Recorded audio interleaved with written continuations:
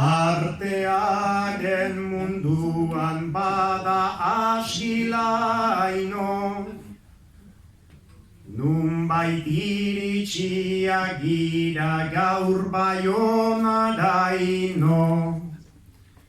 Zonbat objektu bilduak dituen gaur daino, azalean pausatuta bihotzeraino. Ta begiratzen bada ez da horren hutsa, gure azalak sortu du bere hizkuntza.